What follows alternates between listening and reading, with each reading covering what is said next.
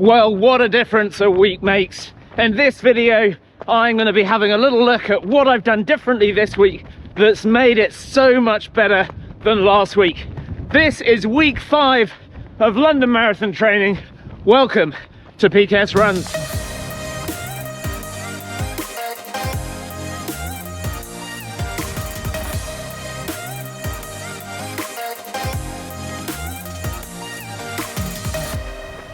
Welcome back to the channel, everybody. My name is Paul, this is PKS Runs, and if you had watched last week's video, you would have known that I was really struggling. I was in a hole and I didn't quite know how to get out of it. I wasn't enjoying the training, I was feeling tired, I was feeling mentally drained. Depression had really taken its claws. This week has been so much better. I'm training for the London Marathon, trying to work towards a 2:40 time to beat my PB of 2:45, and I've been sharing my journey, but enough about that. Let's cut straight to this week and what has made this week work. But before we do that, let's have a look at what day it is. Firstly, it's Friday. I usually film my videos on a Saturday morning, but tomorrow I am flying out to New York. I'm in the States for a week for work, so I won't be able to do my normal run tomorrow. Saturday is going to be my rest day. Sunday is usually my rest day, and I will be editing this on the plane on Saturday, and I'll do my final run of the week on Sunday morning in New York City. Can't wait. So as of now, I have done 48 miles this week. Another 8 or so going to be done now. I might get back out later for a double run, we don't know. But I will, at the end of the video, I will include everything I've done up until Friday, and you will see what I've done. So let's carry on with the run and let's talk about this week. Well, let's start with some good news. This morning, for the very first time, I woke up with no groin pain. That is incredibly encouraging. And there's an owl over there. I love owls. Oh, that's made my day. Anyway, today groin pain is non-existent, which means that my tactic of avoiding speed sessions is paying off. I have not done any speed work this week, but let me tell you this, I have enjoyed every single run. The owl has just dived into the ground to catch its prey. Oh, this is exciting stuff. I won't turn the camera around because you won't see it, it won't be close enough. This week I have done my usual 10 miles every morning. Every day has felt good. There's been a couple of things. Firstly, nutrition. I have been, and not that I hadn't been before, but I have been consciously making sure that I am eating plenty. To put some numbers to it, I have been consuming around 3,000 calories a day. Sometimes a bit more, very rarely less. And honestly, it's made a huge difference. I felt energized. I've been getting in plenty of carbs, but also plenty of protein. So we've got a little bit of time together, so why not actually look at what I would normally eat across a day. And most days are fairly samey, if I'm honest. I get up early before I go to the gym, a couple of Weetabix or a little bowl of mini shredded wheat with a banana, just something to get my energy going, give me something for the gym, and then the run. I run into the gym, do the gym, run home. When I get home, I will have a big bowl of porridge, normally about 60 to 70 grams of porridge oats, mixed with a scoop of protein powder and 300 mils of semi-skim milk. I will also add into that about 100 grams of frozen raspberries and cook it all up together. Absolutely delicious. Mid-morning, I will have a protein yogurt. I like the Aldi ones. They're cheap and effective, and they've got another 20 grams of protein in them. I'll have that with flax and chia seeds, and again some more frozen berries, blueberries, raspberries, and again it's lovely. You just mix it all up, tastes delicious.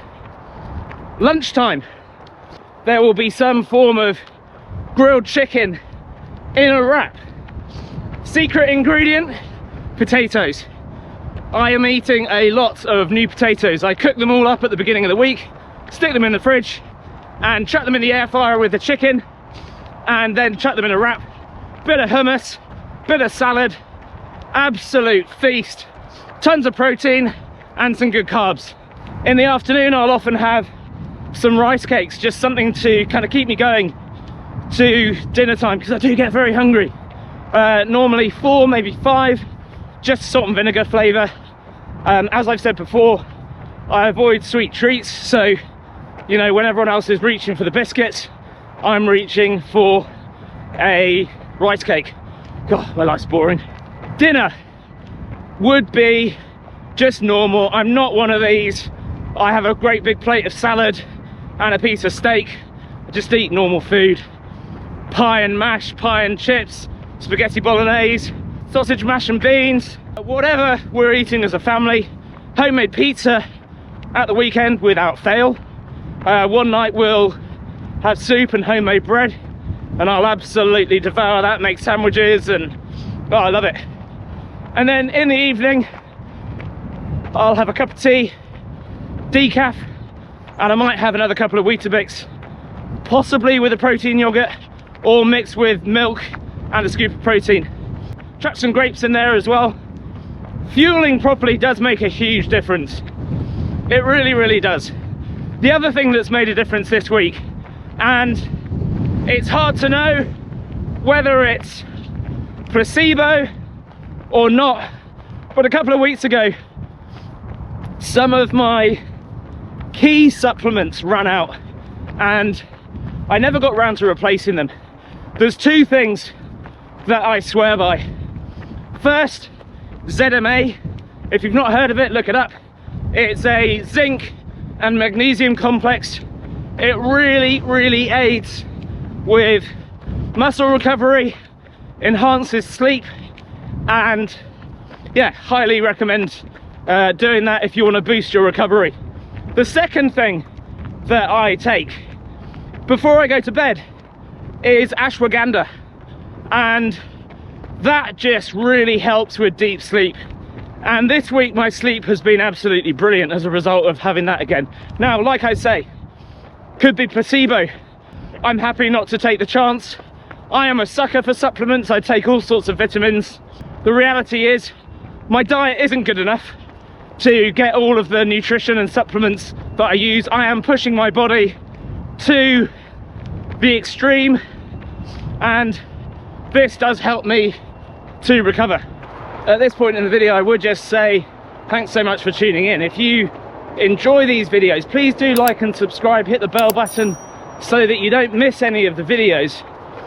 I record them because I genuinely think it's useful to document my journey. I share it because I enjoy making videos, always have. I hope that you enjoy them. Do come and find me over on Instagram and TikTok, Strava, PKS Runs. You can join the PKS Running Club as well, which is a running club within Strava. Let's talk now about mental health. That was a big struggle last week. What have I done to improve my mental health this week? Well, firstly, the nutrition and the sleep makes a heck of a difference. On Saturday night, I actually had 10.5 hours of pretty much solid sleep, which was incredible. I had a nap on Sunday, went to bed, had a good time on Sunday night, and had a full 8 hours before getting up at 5:30. Can't underestimate what sleep does for the soul, but that's not the full picture. The other thing that I had to do last week was up my dosage of antidepressants, and I've said that I'll be authentic and true and honest, and so this is what that looks like. For about the last 8 months I have been maintaining half a dose of what I was prescribed, and everything's felt okay.